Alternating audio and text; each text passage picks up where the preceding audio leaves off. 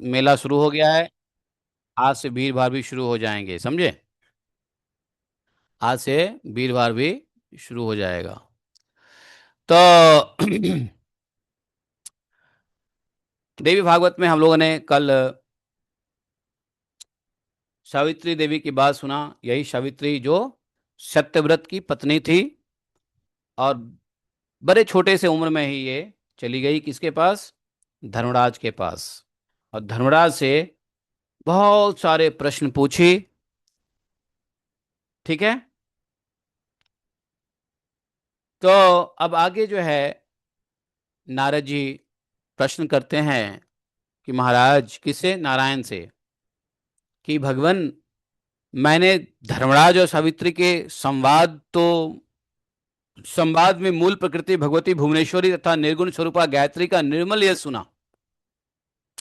तो ये सावित्री कौन थी? गायत्री का ही तो अंश थी, जो तप करके। तो बोले कि ये गायत्री का निर्मल यश सुना। अब मैं भगवती लक्ष्मी का लेक्चर सुनना चाहता हूं।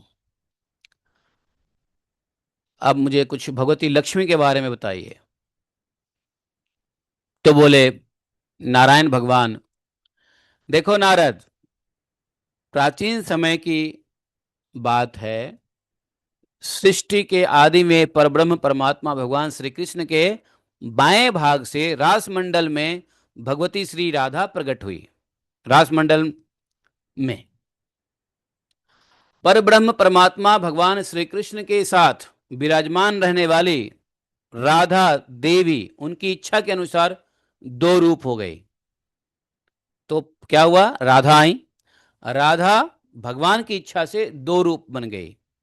तो बाएं अंश से लक्ष्मी का प्रादुर्भाव हुआ, और दाहिने अंश से राधा रानी स्वयं विराजमान रही। हमने बताया था ना कि हमेशा जब स्प्लिट होते हैं तो एक ओरिजिनल फॉर्म में होते हैं और दूसरा कार्बन कॉपी। अंश से लक्ष्मी और दूसरे दाहिने अंश से राधा रानी स्वयं विद्यमान रही। तब भगवान श्री कृष्ण उन्हें गौरव प्रदान करने के विचार से ही स्वयं दो रूप में प्रकट किया। किसको? अपने दक्षिण अंश से वे दो भुजाधारी श्री कृष्ण बने रहे, भगवान ने भी प्रकट किया। और बाएं अंश से चतुर्भुज विष्णु हुए। तो भगवान ने भी दो प्रकट किया हुआ, अपने आप को दो एक्सपांड किया। एक में श्री कृष्ण के रूप में ही, और दूसरे में चतुर्भुज भगवान विष्णु। यही विष्णु भगवती लक्ष्मी के साथ वैकुंठ धाम को पधार गए। बहुत लोगों को बड़ा कंफ्यूजन रहता है। नहीं, बहुत लोग को बड़ा कंफ्यूजन रहता है, ये विष्णु कहाँ से आए, लक्ष्मी कहाँ से आई, राधा जी, लक्ष्मी जी, दुर्गा जी, काली जी, सरस्वती जी, है ना, इसका कहाँ से क्या उद्भव है। ये देवी भागवत के अंदर में क्लैरिटी के साथ मेंशन है। तो यही क्या हुए, दोनों पधारे। ये भगवान श्री विष्णु और भगवान श्री कृष्ण दोनों समस्त अंशों में एक ही जैसे हैं।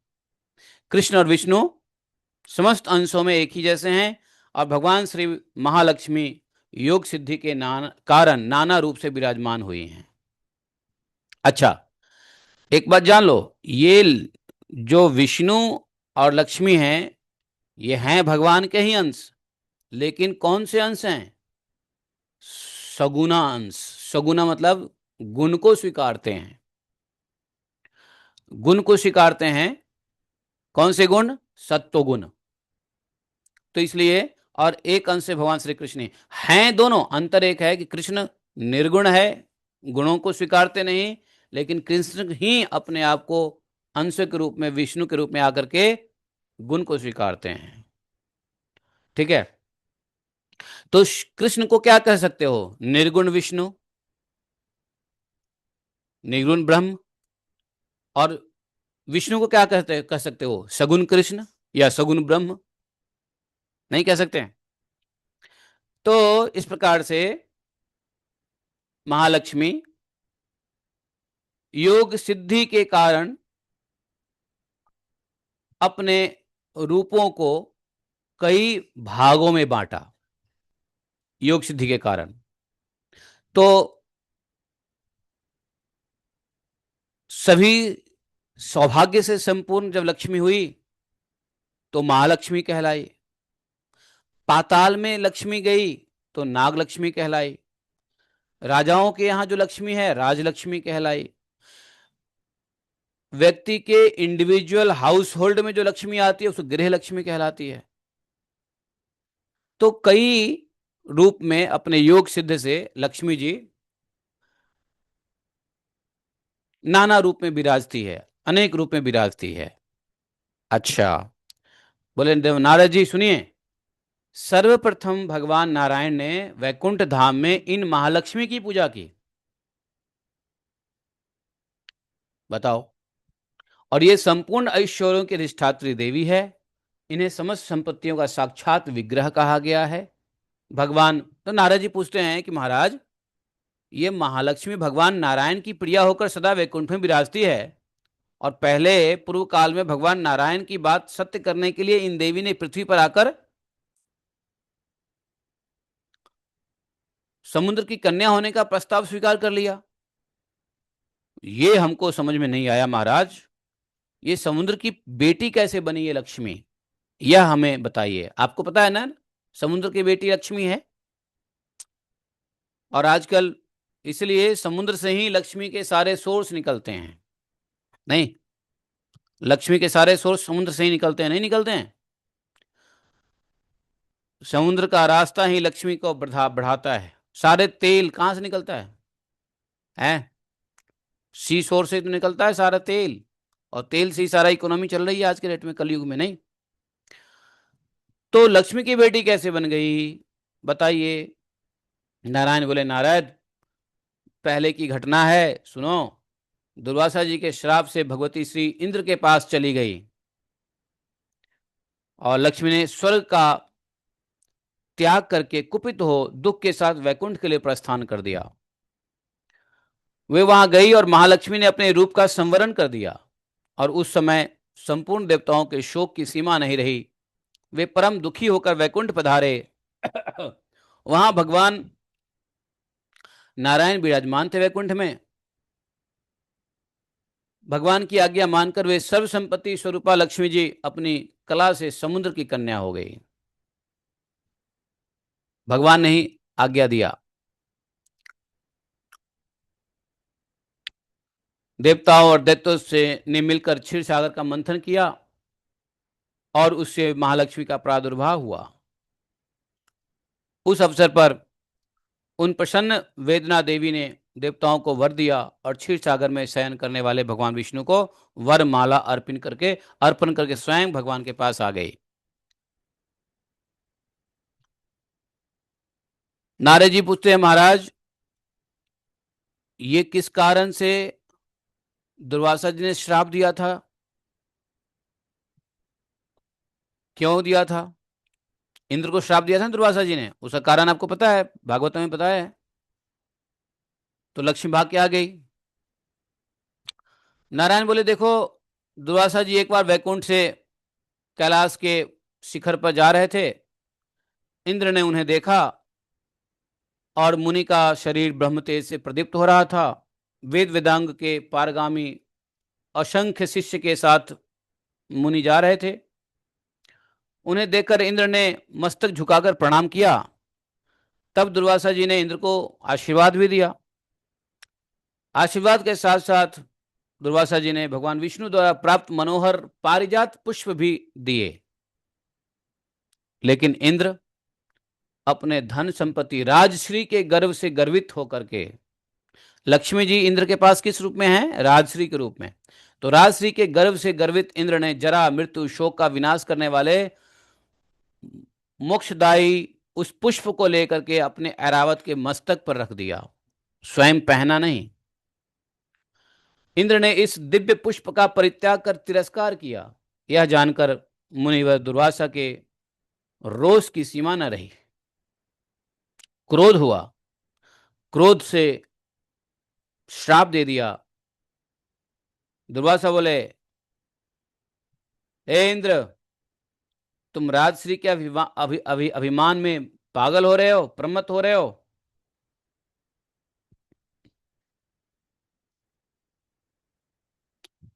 और तुमने इस प्रकार जो है ना निर्माल्यम को तुमने स्वीकार नहीं किया। मैंने तुमको पारिजात पुष्प दिया, और ये पुष्प ही नहीं है बल्कि ये सीधे भगवान विष्णु का दिया हुआ यह माला है। तुम इसका उपयोग ना करके तुम हाथी के मस्तक पर रख दिए हो। देखो, ऐसा होता है कि कभी कभी हम लोगों को माला मिलता है तो माला को क्या करना चाहिए, खुद पहन लेना चाहिए। मिले तो पहन लो, वो बहुत ही पुण्यदायी होता है, बता रहा हूं। भगवान की चढ़ी हुई माला, जिसको निर्माल्यम कहते हैं, वो पता है कैसा होता है? मृत्यु शोक को विनाश करने वाला मोक्षदायी होता है। विष्णु के अर्पित पुष्प माला को, उसको कभी अस्वीकार नहीं करना चाहिए। फिर आप पहन लेते हो, उसके बाद आप किसी को दे दो, कोई दिक्कत नहीं है। लेकिन आप हाथ में लिया और हाथ में लेके दूसरे को दे दिया, तो ये हो गया अपमान। तो इंद्र क्या करते? इंद्र पहले पहन लेते माला को और बाद में देते अपने हाथी को। लेकिन इंद्र ने लिया और हाथ से सीधा हाथी के ऊपर फेंक दिया। ये अपमान देख लिया। तो बोले, तुम माला प्रसाद को हाथी के मस्तक पर रख दिया। इस अपराध के कारण लक्ष्मी तुम्हें छोड़कर भगवान श्रीहरि के समीप चली जाए। दुर्वासा जी के यह वचन सुनकर देवराज इंद्र उनके चरण पकड़ लिए। माफ कीजिए, माफ कीजिए, गलती हुई, भयंकर मिस्टेक हो गया। इंद्र के चेहरे पे मन में भयंकर घबराहट छा गई, शोक हुआ है। फूट फूट के इंद्र रोने लगे हैं, मुनि के पैर पकड़े हैं। इंद्र ने कहा, हे महाराज, आपने मुझे माया नाशक यह श्राप देकर बहुत ही उचित किया है। अब मैं गई हुई संपत्ति की याचना नहीं करता। आप मुझे कुछ ज्ञान का उपदेश करने की कृपा कीजिए। मुनि बोले, ए देवराज, संपत्ति, जन्म, मृत्यु, जरा, शोक और राग के बीज का उत्तर अंकुर है। इसके प्रभाव से अंधा हुआ मानव मुक्ति के मार्ग को नहीं देख सकता। संपत्ति, जन्म, मृत्यु, जरा, शोक, राग के बीज का जो अंकुर है, वो क्या करता है? मुक्ति के मार्ग में बाधक है। सत्संग संसार रूपी अपार सागर को पार करने के लिए परम साधन है। सत्संग करो। तत्व प्रकाशित करने के लिए प्रज्वलित दीपक दीपक है सत्संग। सत्संग से क्या होता है? तत्व का प्रकाश फैलता है। जब अनेक जन्मों के पुण्य एवं तपस्या और उपवास सहायक होते हैं, तब प्राणी को मुक्ति मार्ग की उपलब्धि होती है। कई जन्म लगते हैं, कई जन्मों की पुण्य और तपस्या का ही फल होता है जो मुक्ति का मार्ग का दर्शन होता है। अर्थात भगवान की भक्ति क्या है? मुक्ति का मार्ग है। तो भक्ति में आना कई जन्मों के पुण्य और तपस्या होता है। कितने उपवास का सहायक है इसमें, तब जाकर के आदमी प्राणी मुक्ति मार्ग की उपलब्धि होती है। यह मार्ग निर्विघ्न और परम सुखद है, मुक्ति का मार्ग। बोले कि नारद जी, इस प्रकार दुर्वासा जी का वचन सुनकर के देवराज इंद्र बीतराग हो गए। बीतराग मतलब गदगद हुए, धन्य हुए। मुनि के स्थान से चलकर वे अपने भवन पर पहुंचे और उस समय उन्होंने देखा कि अमरावती पूरी दैत्यों और असुरों से भलीभांति भरी हुई है। सारे हैं, उस पुरी में रहने वाले सब देवता भय से व्याकुल हैं। ऐसी स्थिति देखकर देवराज इंद्र बृहस्पति के पास चले गए और वे बृहस्पति गुरुदेव के चरण कमलों में मस्तक झुकाकर रोने लगे। दुर्वासा जी के द्वारा दिए गए श्राप को उन्होंने बृहस्पति जी को बताया कि इस प्रकार से दुर्वासा जी ने। बृहस्पति बोले, सुनो इंद्र, ज्ञानी पुरुष को विपत्ति में घबराना नहीं चाहिए। क्यों रो रहे हो? चुप हो जाओ, कुछ उपाय ढूंढते हैं। भैया, जिनकी आज्ञा से यह सृष्टि हुई है, उस भगवान नारायण की तुम उपासना करो। विपत्ति के अवसर पर उन भगवान मधुसूदन का स्मरण जो करता है, उसके लिए उस विपत्ति में भी संपत्ति का की भावना उत्पन्न हो जाती है।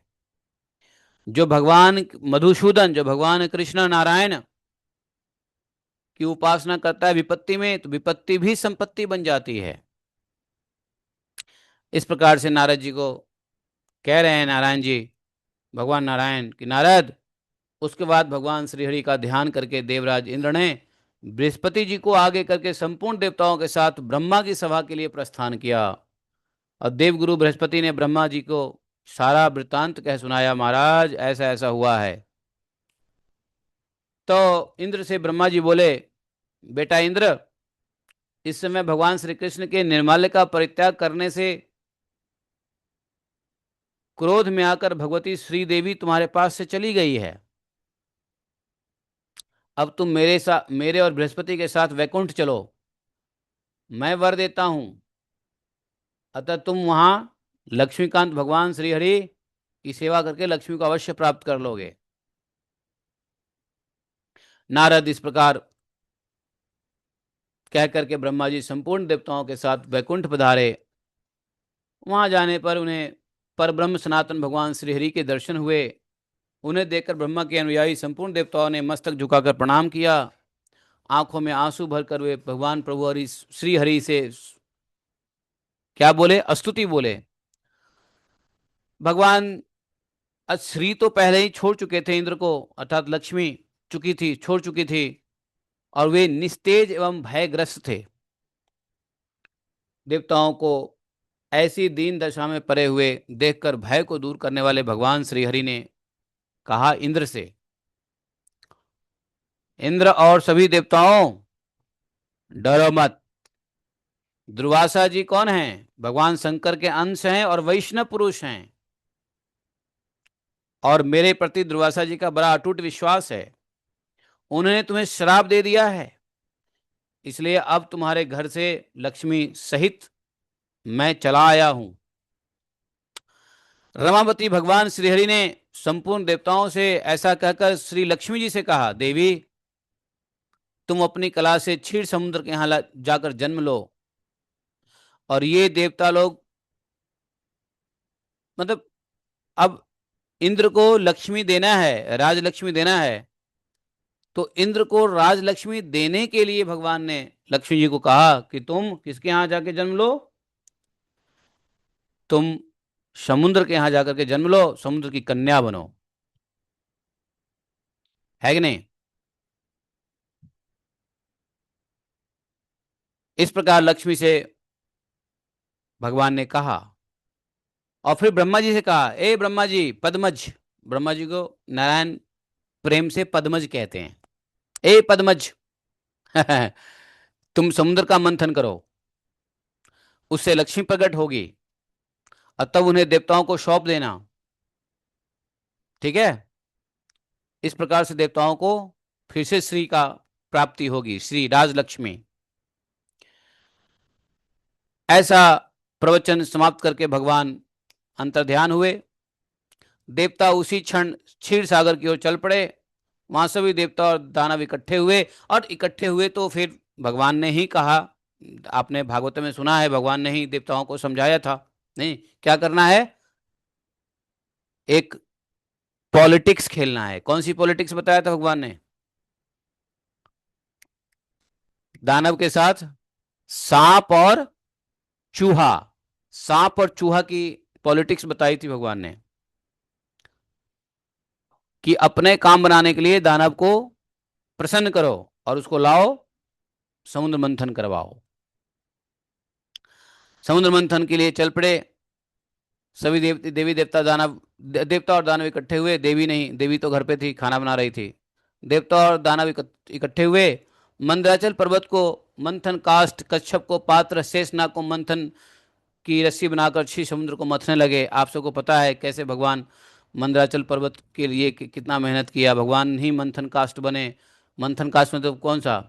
भगवान ही आधार बने, कच्छप रूप, भगवान ही शेषनाग, भगवान को ही उन्होंने रस्सी बना लिया। तो इस प्रकार से क्या किया, समुद्र मंथन किया। देवताओं ने क्या पाया? धन्वंतरी वैद्य निकले, अमृत निकला, उच्च शवा घ्रोवरा निकला, नाना प्रकार के रत्न निकला, हाथियों हाथियों में ऐरावत मिला, लक्ष्मी निकली, सुदर्शन चक्र निकले, बनमाला, नाना प्रकार के अमूल्य पदार्थ का प्राप्ति हुआ समुद्र मंथन से। उस समय भगवान विष्णु ने अपार श्रद्धा रखने वाले साध्वी श्री लक्ष्मी ने क्षीर साई सर्वेश्वर श्री हरि के गले में वरमाला पहना दी। फिर देवता ब्रह्मा और शंकर के पूजा एवं स्तवन करने पर, स्तुति करने पर उन्होंने देवताओं के भवन पर केवल दृष्टि फैला दी। इतने में ही देवताओं ने दुर्वासा मुनि के श्राप से मुक्त होकर दैत्यों के हाथ में गए हुए अपने राज्य को प्राप्त कर लिया। नारद, यो महालक्ष्मी की कृपा से वर पाकर वे सब प्रसन्न हो गए। समझे? पुनः लक्ष्मी मिल गई। नारद जी पूछे, भगवान, मैं भगवान श्रीहरि का मंगलमय गुणों का वर्णन, उत्तम ज्ञान, भगवती लक्ष्मी की ये बात सब सुना मैंने। अब आप मुझे लक्ष्मी जी के ध्यान का, स्तोत्र का कुछ प्रसंग बताइए, किस प्रकार से लक्ष्मी जी का स्तोत्र किया जाए।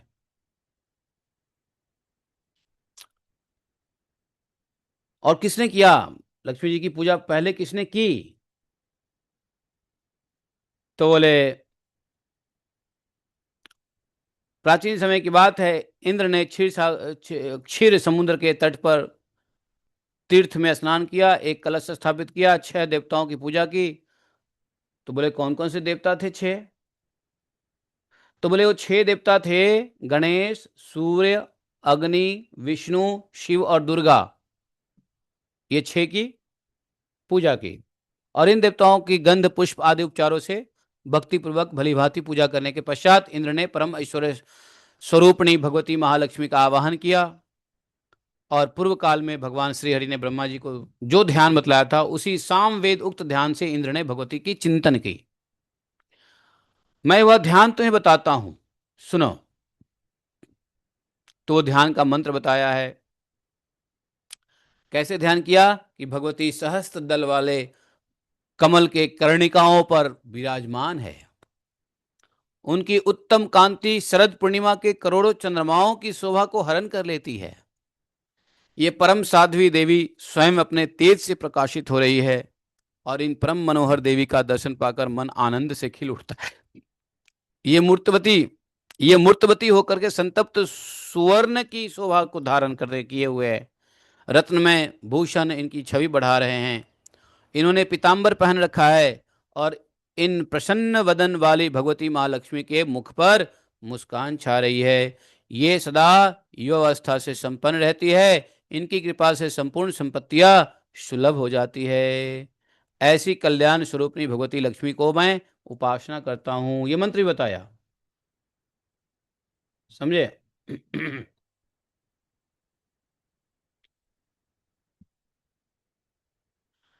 तो इस प्रकार ध्यान करके ब्रह्मा जी की आज्ञा के अनुसार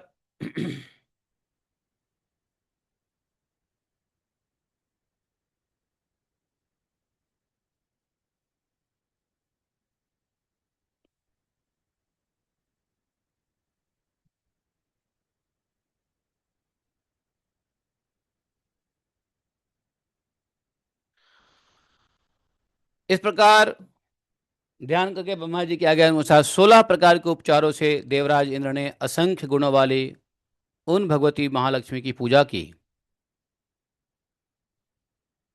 देवराज इंद्र ने इस सूत्र रूप मंत्र को पढ़कर भगवती लक्ष्मी को द्रव्य समर्पण करके करने के पश्चात भक्तिपूर्वक विधि सहित उनके मूल मंत्र का 10 लाख जप किया। तो ये लक्ष्मी जी के जो मूल मंत्र है उसका 10 लाख का पुनश्चरण किया। तो मूल मंत्र भी बताया है। ओम श्रीं क्लीं ऐं कमलवासिनी स्वाहा। समझे? मंत्र पढ़े? सुने कि नहीं सुने? ओम श्रीं क्लीं ऐं कमलवासिनी स्वाहा। लक्ष्मी जी प्रसन्न हो जाती है इस मंत्र से। 10 लाख जप किया इन्होंने। कुबेर ने इसी मंत्र को जप करके महालक्ष्मी की आराधना करके परम ऐश्वर्य प्राप्त किया था। आप में से किसी को लक्ष्मी चाहिए हो तो इस मंत्र को जपो, ओम श्रीम क्लीम ऐं कमल वासिन्यै स्वाहा। ठीक है। कुबेर ने इसी मंत्र से भगवती लक्ष्मी की आराधना की थी और कुबेर को धनाध्यक्ष बनाया था। इसी मंत्र के प्रभाव से दक्ष सावर्णी मनु को राजाधिराज की पदवी प्राप्त हुई और मंगल सातों द्वीपों के राजा हुए। प्रियवत, उत्तानपाद, राजा केदार, इन सिद्ध पुरुषों को राजेंद्र कहलाने का सौभाग्य इसी मंत्र ने दिया। इस मंत्र की सिद्धि हो जाने पर भगवती महालक्ष्मी ने इंद्र को दर्शन दिए और उस समय इंद्र के सर्वांग में, सभी अंगों में मानो खुशी थी, पुलकावली छा गई थी। उनके नेत्र आनंद के आंसुओं से पूर्ण थे और उनकी अंजलि बंधी थी। ब्रह्मा जी की कृपा से संपूर्ण अभिष्ट प्रदान करने वाले वैदिक स्तुत्रराज उन्हें स्मरण था। इसी को पढ़कर उन्होंने देवी लक्ष्मी की स्तुति की। देवी लक्ष्मी की जो स्तुति की वो है, तब उन देव सभा में शोभा पाने वाले भगवती प्रसन्न हो गई और उन्होंने देवताओं को वर दिया और भगवान श्री कृष्ण को मनोहर पुष्पमाला समर्पण की। सभी देवता अपने अपने स्थान पर चले गए। स्वयं भगवती महालक्ष्मी क्षीरसाई भगवान श्री हरि के स्थान पर प्रसन्नतापूर्वक पधार गई। लक्ष्मी स्तोत्र महान पवित्र है। इसका तीनों काल सुबह दोपहर शाम पढ़ने वाला बड़ा भाग्यवान पुरुष कुबेर के समान राजाधिराज हो जाता है, हो सकता है कि नहीं। 5 लाख जप करने पर मनुष्यों को यह स्तोत्र सिद्ध हो जाता है। देवता के लिए 10 लाख था, मनुष्यों के लिए 5 लाख है। और यदि इस स्तोत्र को कोई निरंतर 1 महीने तक पाठ करे तो वह महान सुखी और राजेंद्र हो जाएगा, इसमें कोई संशय नहीं है। समझे? अरे भैया, तो ऐसी स्तोत्र कौन सा स्तोत्र है? कौन सा स्तोत्र है वो? है वो कौन सा स्तोत्र है फिर? वह स्तोत्र पढ़ते हैं, तुम्हारे पास थोड़ी ना होगा। अरे वो नहीं, किसमें है? कौन सी किताब है? नहीं नहीं, भागवतम में जो होगा वो पढ़ेंगे ना। भागवतम में जो दिया हुआ है वो पढ़ेंगे। तो वो जो स्तुति है वो, चलो कितने, हाँ महालक्ष्माष्टक, हाँ इंद्र वाच यही है। हाँ, इंद्र ने यही स्तुति किया है। हाँ, तो ये जो कहते हैं कि यदि कोई, अब बताओ, लोग बाग पैसा कमाने के लिए इतना मेहनत करते हैं, अरे क्या मेहनत करना है? 1 महीने तक यह सूत्र पढ़ लो, सुबह दोपहर शाम, ऐसे ही पैसे से सुखी हो जाओगे। तो इंद्र ने क्या किया कि इसी लक्ष्मी अष्टक से संपत्ति प्राप्त की। और इंद्र नहीं, और भी बहुत सारे लोग हैं जिन्होंने संपत्ति की प्राप्ति की। तो यहां पर जो है इंद्र महान सुखी हो गए। और देखो लिखा हुआ है मनुष्य के लिए 5 लाख ही करना है। वो मंत्र, कौन सा मंत्र? जो मंत्र बताया था, ओम ऐं ह्रीं श्रीं कमला एन्नी स्वाहा, ऐसा कुछ तो मंत्र बताया था ना। और ये जो स्तुति है, स्तुति को 1 महीने ही पढ़ना है बस। 1 महीने में महान सुखी हो जाओगे। तो दुखी व्यक्ति को सुखी होना है, जो जिनको पैसे की वजह से दुख है वो ये कर सकते हैं, कोई बड़ी बात नहीं है। ठीक है। तो वो जो लक्ष्मी स्तुति किया है वह है, नमस्तेस्तु महामाये श्रीपीठे सुरपूजिते शंख चक्र गदा हस्ते महालक्ष्मी नमोस्तुते। नमस्ते गरुड़ारूढ़े कोलासुरभयंकरी सर्वापहरे देवी लक्ष्मी महालक्ष्मी नमोस्तुते। सर्वज्ञे सर्ववरदे सर्वदुष्ट भयंकरी सर्वदुख हरे देवी महालक्ष्मी नमोस्तुते। सिद्धि बुद्धि प्रदे देवी भुक्ति मुक्ति प्रदायिनी मंत्रपूते सदा देवी महालक्ष्मी नमोस्तुते। आद्य अंतरहिते देवी आद्य शक्ति महेश्वरी योगजे योग संभूते महालक्ष्मी नमोस्तुते। अस्थूल सूक्ष्म महारौद्रे महाशक्ति महोदरे महापाप हरे देवी महालक्ष्मी नमोस्तुते। पद्मासन स्थिते देवी परम ब्रह्म स्वरूपिणी परमेशी जगतमाता महालक्ष्मी नमोस्तुते। श्वेतांबरधरे देवी नानालंकार भूषिते जगत स्थिते जगतमाता महालक्ष्मी नमोस्तुते। महालक्ष्माष्टकम स्तोत्रम यह पठेत भक्तिम नरः सर्वसिद्धिं माप्नोति राज्यं प्राप्नोति सर्वदा। एक काले पठे नित्यं महापाप विनाशनम, द्विकाले यः पठेत नित्यं धन धान्य समन्वितः, त्रिकालं यः पठेत नित्यं महाशत्रु विनाशनम, महालक्ष्मी भवे नित्यं प्रसन्ना वरदा शुभा। तो एक बार पढ़ोगे तो महापाप नाश, दूसरी बार पढ़ोगे दो काल दिन में 2 बार पढ़ोगे धन धान्य समन्वित, और तीन बार पढ़ोगे त्रिकाल पढ़ोगे तो महाशत्रु विनाशक। यह पठेत भक्ति मान नर है, भक्ति पूर्वक, ऐसा नहीं कि है ना हंसी मजाक में, भक्ति से भाव से इस अष्टक को पढ़ने से प्राप्त होता है। इंद्र ने यही किया था। वैसे लक्ष्मी जी की स्तुति बहुत लोगों ने किया है, एक इंद्र ने नहीं किया, बहुत लोगों ने किया है। अभी ब्रह्मा जी, अभी नारायण ने क्या किया, अगस्त ने भी किया, अगस्त्य मुनि ने भी किया, वो राजा ने भी किया। कौन सा राजा है? तो सबने किया है भैया, जिसको राज्य लक्ष्मी चाहिए था सबको, सबने किया है कि नहीं? तो ये जो है लक्ष्मी जी के स्तुति है। लेकिन दुख की बात है, मैं स्तुति सब पढ़ सकता हूं लेकिन मैं पढ़ता नहीं, और जिसको पढ़ने नहीं आती वो पढ़ने की कोशिश करती रहती है। समझे? ये मैं देखता है तो इसको संस्कृत पढ़ने में कितना स्ट्रगल होता है, तो ये पढ़ने की कोशिश करती है, और मैं जब आसानी से पढ़ सकता हूँ तो मैं पढ़ता नहीं। तो मतलब कान है तो कनौसी नहीं, कनौसी है तो कान नहीं। कान कनौसी समझे? कनौसी मतलब ईयर रिंग। हम्म। चलो ठीक है। तो इस प्रकार से जो है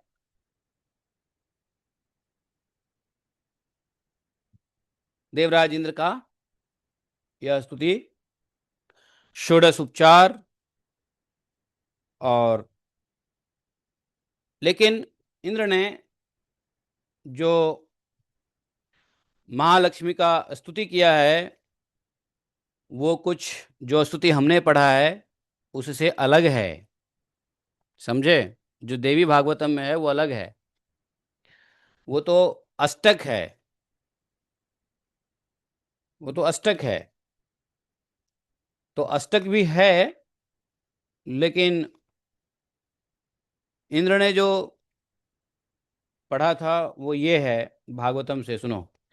नमः कमलवासिन्यै नारायण्यै नमो नमः, कृष्णप्रियायै सततं महालक्ष्म्यै नमो नमः, पद्मपत्रेक्षणायै च पद्मस्यै नमो नमः, पद्मासनायै पद्मिन्यै वैश्वनै च नमो नमः, सर्वसम्पत्स्वरूपिण्यै सर्व आराध्यै नमो नमः, हरिभक्तिप्रदात्रै च हर्षदात्रै नमो नमः, कृष्णवक्षः स्थितायै च कृष्णेशायै नमो नमः, चंद्रशोभास्वरूपायै रत्नपद्मे च लोभने संपत्त्यधिष्ठात्री देव्यै महादेव्यै नमो नमः, नमो वृद्धिस्वरूपायै वृद्धिदायै नमो नमः, वैकुंठे या महालक्ष्मी याः लक्ष्मी क्षीरसागरे स्वर्गलक्ष्मी गृहेन्द्र इंद्रगेहे राजलक्ष्मी नृपालये गृहलक्ष्मीश्च गृहीणां गेहे च गृहदेवता सूरभिः सागरे जाता दक्षिणा यज्ञकामिनी आदिति देवमाता च कमला कमलालया स्वाहा त्वं च हविर्दाने कव्यदाने सुधा स्मृता त्वं हि विष्णुस्वरूपा च सर्वधारा सुंदरा शुद्ध सत्वस्वरूपा त्वं नारायण परायणा क्रोधसिंहा क्रोधहिंसा वर्जिता च वरदा शारदा शुभा परमार्थप्रदा त्वं च हरिदास्य प्रदा परा ययां विना जगत्सर्वं भस्मीभूतं सारकम् जीवन मृतं च विश्वं च विश्वतत्सर्वं यया विना सर्वेषां च परामाता सर्वबान्धवरूपिणी धर्मार्थकाम मोक्षाणां त्वं च कारणरूपिणी यथा माता स्कन्धानां शिशूनां शैशवे सदा तथा त्वं सर्वदा माता सर्वेषां सर्वरूपतः मातृहीन अस्तानन्धुस्तु च जीवति दैवतः त्वया हीनो जनः कोऽपि न जीवत्येव निश्चितम् सुप्रसन्न स्वरूपा त्वं मां प्रसन्ना भवाम्बिके वैरीग्रस्तं च विषयं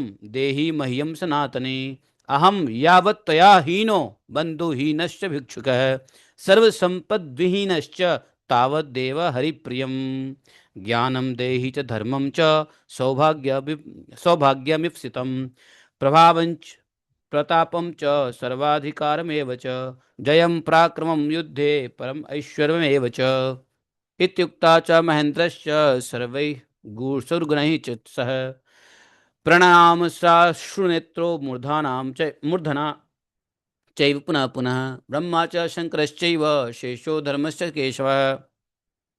इस प्रकार से इन्होंने प्रार्थना किया, कहा कि हे देवी, हम आपके बिना परेशान हैं, हम भिक्षुक हो गए हैं, ऐसा है। तो ये इसको बोलते हैं अस्तुत राज।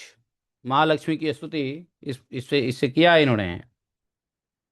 कहा कि आप शत्रुओं द्वारा अधिकृत किया हुआ मेरा राज्य मुझे वापस कर दीजिए, करवा दीजिए। हे हरिप्रिय लक्ष्मी, मैं जब तक आपके दर्शन से वंचित था तभी तक बंधुहीन, भिक्षुक और संपूर्ण संपदाओं से विहीन था, लेकिन अब तो आपके मुझे दर्शन हुए हैं। अब आप मुझे ज्ञान, धर्म, पूर्ण सौभाग्य, संपूर्ण अभिष्ट प्रभाव, प्रताप, संपूर्ण अधिकार, परम ऐश्वर्य, पराक्रम और युद्ध में विजय प्रदान कीजिए। यहाँ तक इन्होंने ये किया है। जयम पराक्रमम युद्धे पर ऐश्वर्यमेव च ज्ञानम देहि च धर्मम च सर्व सौभाग्यमीप्सितम प्रभावं च प्रतापम च सर्वाधिकारमेव च। तो यहाँ पर 1 2 3 4 5 6 7 8 9 10 11 12 13 14 15 16 17 श्लोक में है ये लक्ष्मी का मंत्र। अब लक्ष्मी उपाख्यान हो गया तो नारद जी ने कहा, महाराज हमें लक्ष्मी जी के बारे में सुन के बड़ा आनंद आया। अब आप जो है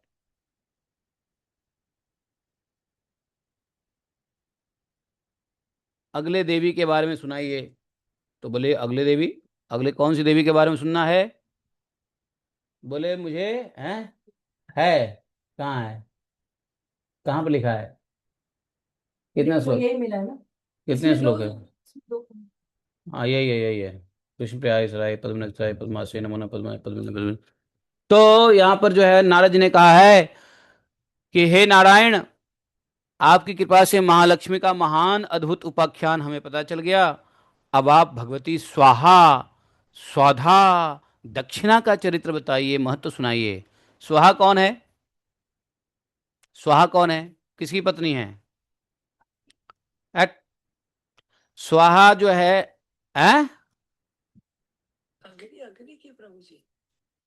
अग्नि अग्नि अग्नि अग्नि अग्नि स्वाहा। और स्वधा किसकी है? स्वधा किसकी है? स्वाहा स्वधा अग्नि की दोनों पत्नी है। स्वाहा स्वधा अग्नि की दो पत्नी है, स्वाहा सुधा। जब आप देवताओं को कुछ देते हो तो स्वाहा बोलते हो, जब जब पितरों के लिए करते हो तो स्वधा बोलते हो।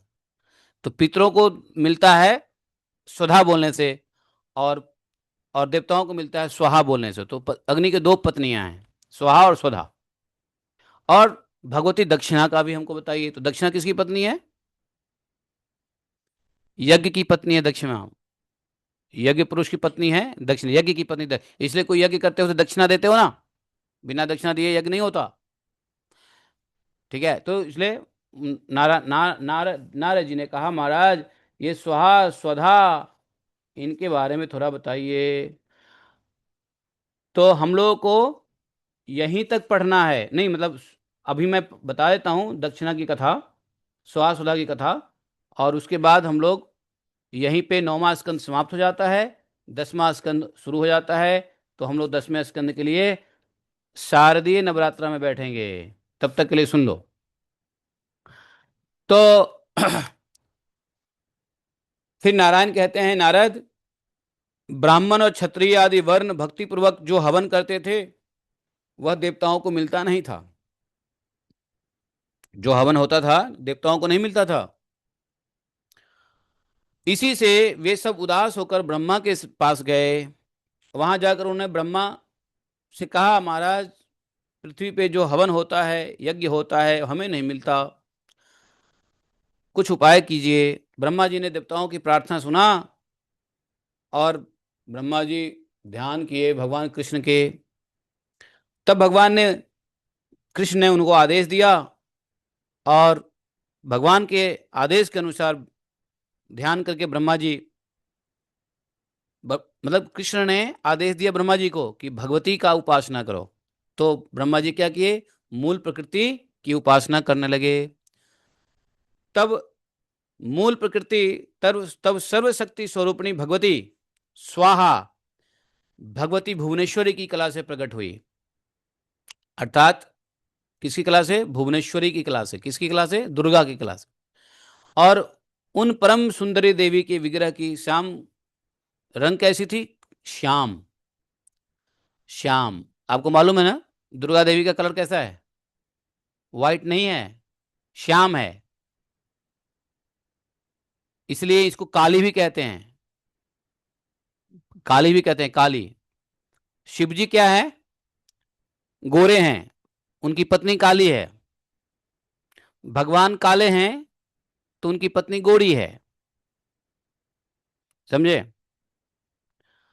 जैसे कभी कभी होता है ना, जैसे पति पत्नी गोरे गोरे हों तो उसको कौन सी जोड़ी कहते हैं बताओ। मान लो पति काले हैं और पत्नी गोरी गोरी है, उसको कौन सी जोड़ी बोलेंगे, उसको बोलते हैं राधा माधव की जोड़ी, मतलब कृष्ण राधा कृष्ण की जोड़ी। पति काले और पत्नी गोरी। और मान लो कभी पति गोरे हैं और पति काली हैं, उसको किसी को जोड़ी बोला बोला जाता है, उसको बोला जाता है शिव और भवानी की जोड़ी, शिव पार्वती की जोड़ी, जिसमें पति गोरे होते हैं पत्नी काली हो मान लो। और मान लो पति भी गोरे हैं और पत्नी पत्नी भी गोरी गोरी, तो उनको कौन सी गोरी उनको कौन सी जोड़ी बोलेंगे बोलो। नहीं पता, लो कुछ नहीं पता आप लोगों को। अरे जब आप लोग पति पत्नी को देखते हो तो देखते हो, बात करते हो ना, अरे देखो पति कितना गोरा है, पत्नी कितनी काली है, अरे पति कितना काला है, पत्नी कितनी गोरी है। नहीं, ये महिलाएं जब ये वर वधू को देखते हैं तो सबसे पहले दिमाग में यही आता है, खासकर महिलाओं को। नहीं आता है, गोरी काली देखते देखने लग जाते हैं आप लोग, नहीं। तो जब दोनों गोरे गोरे होते हैं तो उसको बोलते हैं रति प्रद्युम्न की जोड़ी। किसकी, रति प्रद्युम्न की जोड़ी। प्रद्युम्न और कामदेव और रति दोनों गोरे गोरे हैं, गोरे गोरी गोरे गोरी तो उसको बोलते हैं रति प्रद्युम्न की गोड़ी, जोड़ी। ठीक है। तो इस संसार में तीन ही प्रकार के जोड़ियां होती है, या तो काले काले, हाँ, दोनों काले हो तो जब दोनों काले हो तो ही किसकी जोड़ी कहोगे हैं तो वो अगर दोनों काले हैं तो तुलसी शालिग्राम की जोड़ी। समझे तो इसलिए यहां पे बताया, मैं क्यों बोल रहा था यार, हाँ। तो वो श्याम वर्ण से प्रकट हुई, श्याम कांति से, दुर्गा पार्वती या परमेश्वरी जो भी कह लो, उनका जो देवी हैं। और भक्तों पर अनुग्रह करने के लिए व्यग्र चित्त वाली भगवती स्वाहा ने, जो भुवनेश्वरी की कला से प्रकट हुई एक स्वाहा, वो ब्रह्मा जी के मुख सामने उपस्थित हो गई, ब्रह्मा जी के सम्मुख उपस्थित हो गई और उनसे कहा, हे पद्मयोने तुम वर मांगो। उसके बाद ब्रह्मा जी ने भगवती की बात सुनकर के आश्चर्यचकित बोले कि परम सुंदरी देवी, अग्नि की दाहिका शक्ति होने की कृपा करो। अच्छा, क्यों, क्योंकि तुम्हारे बिना अग्नि आहुतियों को भस्म करने में असमर्थ है। जो मानव मंत्र के अंत में तुम्हारे नाम का उच्चारण करके देवताओं के लिए हवन पदार्थ अर्पण करेंगे, वह देवता को सहज उपलब्ध हो जाएगा। अंबिके, तुम सर्वसम्मत स्वरूपा श्री रूपिणी देवी अग्नि की गृह स्वामिनी बनो, अर्थात अग्नि की पत्नी बनो। अब ब्रह्मा जी की बात सुनकर भगवती स्वाहा उदास हो गई। उसके बाद उन्होंने स्वयं अपना अभिप्राय ब्रह्मा जी के, स्वाहा ने कहा, सुनो ब्रह्मा जी, मैं दीर्घ काल तक तपस्या करके भगवान श्री कृष्ण की उपासना करूंगी, और उन पर ब्रह्म भगवान श्री कृष्ण के अतिरिक्त जो कुछ भी है वह सब स्वप्न है, भ्रम है। ब्रह्मा जी से यूं कहकर कमल मुखी देवी स्वाहा भगवान श्री कृष्ण के उद्देश्य से तपस्या करने चल दी। फिर एक पैर से खड़ी होकर उन्होंने श्री कृष्ण का ध्यान करते हुए बहुत वर्ष तपस्या किया सुधा ने। तब प्रकृति से परे निर्गुण ब्रह्म श्री कृष्ण के दर्शन प्राप्त हुए सुधा को। भगवान श्री कृष्ण बोले, कांते, तुम 12 कल्प में मेरी प्रिय बनोगी, तुम्हारा नाम नाग्न जीती होगी। यही नाग्न जीती 12 कल्प में मतलब अभी जो भगवान आए, ये 12 कल्प है ना, अभी हम लोग का कौन सा कल्प चल रहा है, 12 कल्पे। तो 12 कल्प में भगवान ने बोला कि तुम मेरी पत्नी होगी नाग्नजीति, और राजा नग्नजीत तुम्हारे पिता होंगे, और उस इस समय तुम एक काम करो, अग्नि की पत्नी बनो। इस प्रकार देवी सोहा से बातचीत करके भगवान श्री कृष्ण अंतर्ध्यान हो गए। भगवान की आज्ञा के अनुसार स्वाहा देवी आई अग्निदेव के पास, और शाम वेद में कही विधि से भगवती का ध्यान कर अग्निदेव वहां आए। कहाँ आए? अग्निदेव भी वहां आए, अग्निदेव के पास नहीं गए। भगवान की ही आज्ञा के अनुसार डरते हुए अग्निदेव वहां आए जहां पे ये स्वाहा है, और भगवती का ध्यान करने लगे। उसके बाद उन्होंने देवी की भली भांति पूजा स्तुति की। तत्पश्चात भगवती स्वाहा और अग्निदेव का मंत्र पूर्वक विवाह संस्कार संपन्न हुआ। अब विवाह कौन कराए? ब्रह्मा जी। तब ऋषि मुनि ब्राह्मण और क्षत्रिय आदि सभी श्रेष्ठ वर्ण स्वाहांत मंत्रों का उच्चारण करके अग्नि में हवन करने लगे, और देवताओं को वह आहार के रूप में प्राप्त होने लगा। जो पुरुष स्वाहा युक्त प्रशस्त मंत्र का उच्चारण करता है, उसे केवल मंत्र पढ़ने मात्र से सिद्धि प्राप्त हो जाती है। जिस प्रकार बिना विष के सांप, बिना वेद के ब्राह्मण, और बिना पति सेवा की स्त्री, और विद्याहीन पुरुष, फल और शाखा विहीन वृक्ष कैसे किसी काम का नहीं होता, निंदा के पात्र होता है, वैसे ही स्वाहीन मंत्र भी निंदनीय है। ऐसे मंत्र से किया हुआ हवन का कोई फल नहीं होता जिसमें स्वाहा न हो। फिर तो सभी ब्राह्मण संतुष्ट हो गए, देवताओं को आहुतियां मिलने लगी, स्वाहा स्वाहा हैं। यहां तक कि कोई पूरा मंत्र नहीं पढ़े, मंत्र सुने और अंत में स्वाहा बोल दे तो भी उसका दिया हुआ भगवान को मिल जाएगा, देवताओं को मिल जाएगा। इसलिए आप लोगों ने देखा होगा, यज्ञ में क्या होता है, पंडित जी बोलते हैं आप लोग पीछे से बोलना स्वाहा, मंत्र हम पढ़ेंगे पीछे से स्वाहा, तो स्वाहा बोलने से ही स्वाहा हो जाता है, आपको मंत्र पढ़ने की जरूरत भी नहीं पड़ती है, ऐसा वरदान है। और उससे वह आहुतियां जो है वो देवताओं को मिल जाता है। तो भगवती स्वाहा से इस प्रकार से इन्होंने कहा। अब भगवान नारायण कहते हैं, सुनो नारद, तुमने पूछा था स्वधा के बारे में, तो स्वधा के बारे में बताता हूं। अब क्या हुआ, देवताओं को मिलने लगा, देवताओं को उनका भाग मिलने लगा। जब देवताओं को उनका भाग मिलने लगा, एक सेकेंड, कौन है? राधे। हाँ, वो करवा लिया, इंश्योरेंस हो गया, डन है, डन है, कर दिया। तो तब देवता पहुंच गए, सॉरी, देवता के बाद पितर पहुंच गए। तो ब्रह्मा ने सृष्टि के आरंभ में 7 पितर को बनाया, और उन 7 पितरों को देखकर उन्हें भोजन के लिए श्राद्ध तर्पण बनाया। बोला कि तुमको श्राद्ध तर्पण से जो मिलेगा वो तुम खा के जिंदा रहोगे। ब्रह्मा जी तो पितरों के आहार के लिए श्राद्ध आदि का विधान करके चले गए, लेकिन ब्राह्मण प्रवृत्तियों व्यक्तियों के दिए हुए कव्य पितर के पास पहुंच ही नहीं रहे थे। जो देवता को दिया जाता है उसको हव्य बोलते हैं, हवन, और जो पितरों के लिए दिया जाता है उसको कव्य बोलते हैं, हव्य और कव्य। कव्य पितरों के लिए होता है, तो पितर के पास वो कव्य पहुंच ही नहीं रहा। अब सभी लोग अपना भूख शांत करने के लिए ब्रह्मा जी के पास गए। महाराज, आपने बता तो दिया कि ये श्राद्ध का हमें मिलेगा आहार, लेकिन हमारे तक तो वो आ नहीं रहा है। ब्रह्मा जी को सारी बातें सुनाई, हम भूखे हैं, कुछ करो। तब विधाता ने अपने मन से एक कन्या प्रकट की, और उस कन्या का नाम रखा स्वधा।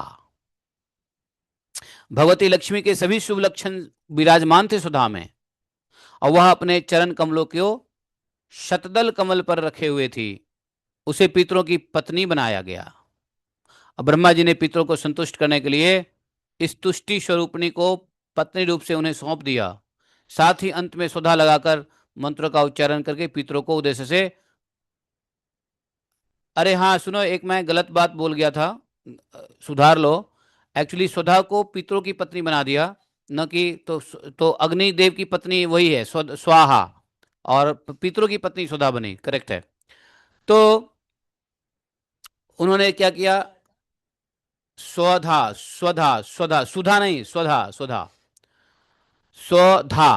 तो अब उन्होंने क्या किया कि भाई जितने भी मंत्र है उसके पीछे अगर स्वधा लगा दोगे तो पितरों तक पहुंच जाएगा। और यह गोपनीय बात भी ब्राह्मणों को बतला दिया गया। तब से ब्राह्मण लोग क्या किए, अपने पितरों को प्रदान करने वाले जितने भी कव्य थे, सभी वस्तु दान में स्वाहा देवताओं के लिए और पितरों के लिए स्वधा शब्दों का उच्चारण श्रेष्ठ माना जाता है।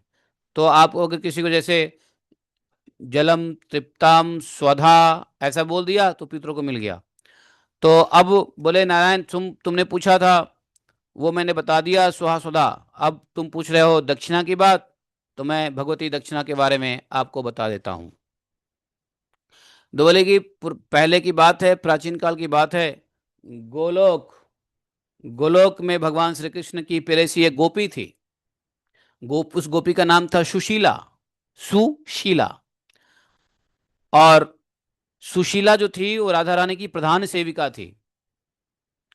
एक समय राधा ने सुशीला को कह दिया, आज से तुम गोलोक धाम में नहीं आओगी।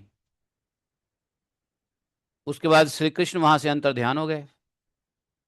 अब राधा रास मंडल, गोलोक धाम में रास मंडल के बीच में रास रासेश्वर भगवान श्री कृष्ण को जोर जोर से पुकारने लगी, परंतु भगवान ने उन्हें दर्शन नहीं दिए। तब तो श्री राधा अत्यंत विरह कातर हो उठी और उन साध्वी देवी को विरह का एक एक क्षण करोड़ों युगों के समान प्रतीत होने लगा। उन्होंने करुण प्रार्थना की, श्री कृष्ण श्याम सुंदर, आप मेरे प्राणनाथ हैं, मैं आपके प्रति प्राणों से भी बढ़कर प्रेम करती हूँ, आप शीघ्र यहाँ पधारने की कृपा कीजिए। राधा ने प्रार्थना किया, तब भगवान श्री कृष्ण प्रकट होकर के राधा के विरह को शांत किया। अब राधा की जो प्रधान गोपिका थी सुशीला, जिसे राधा ने गोलोक से निकाल दिया था, वहां से चलकर देवी दक्षिणा के नाम से, तो वही सुशीला गोलोक धाम से निकलने के बाद दक्षिणा के नाम से प्रकट हुई। दीर्घ काल तक तपस्या करके भगवती लक्ष्मी के विग्रह में उसने स्थान प्राप्त कर लिया। इस प्रकार यज्ञ यज्ञ पुरुष दक्षिणा और फलदाता पुत्र को प्राप्त करके सबको कर्मों का फल प्रदान करने लगे। तब देवताओं के मन में बड़ी प्रसन्नता हुई और सभी सफल मनोरथ होकर अपने अपने स्थान पर चले गए। मैंने धर्मदेव के मुख से ऐसा सुना है, इसलिए सुनो, इसलिए नारद जी, कर्ता को चाहिए कि कर्म करने के पश्चात तुरंत दक्षिणा दे। और कोई कर्म हो, कर्म मतलब क्या? यज्ञ ही कर्म है। तो यदि कोई यज्ञ करे तो उसके बाद तुरंत दक्षिणा दे, तभी फल की प्राप्ति होगी। यह वेद की स्पष्ट वाणी है। यदि दैववश अथवा अज्ञान से यज्ञ कर्ता कर्म संपन्न होने जाने पर तुरंत ही ब्राह्मण को दक्षिणा नहीं दी जाती है, और साथ ही यजमान का संपूर्ण कर्म भी निष्फल हो जाता है। दक्षिणा नहीं दिया उसी समय तो बेकार हो गया। तो उसी पाप के फलस्वरूप उस पात की मानवी अर्थात पापी मानव को दरिद्र और रोगी होना पड़ता है। लक्ष्मी अत्यंत भयंकर श्राप देकर उसे घर से चली जाती है, जो यज्ञ के बाद ब्राह्मण को दक्षिणा नहीं देता है। उसके दिए हुए श्राद्ध और तर्पण को पितर ग्रहण नहीं करते हैं, जो यज्ञ के बाद दक्षिणा नहीं देता है ब्राह्मण को। ऐसे ही देवता उसकी की हुई पूजा भी स्वीकार नहीं करते हैं, अग्नि में दी हुई आहुति भी स्वीकार नहीं करते हैं। इसलिए दक्षिणा का बड़ा इंपॉर्टेंस है। कोई भी यज्ञ करो, उपवास करो, कोई भी काम करो, तो दक्षिणा देना आवश्यक है। है ना? क्या हुआ?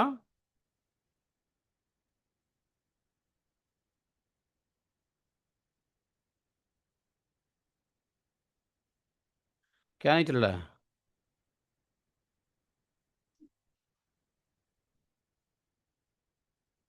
ठीक है।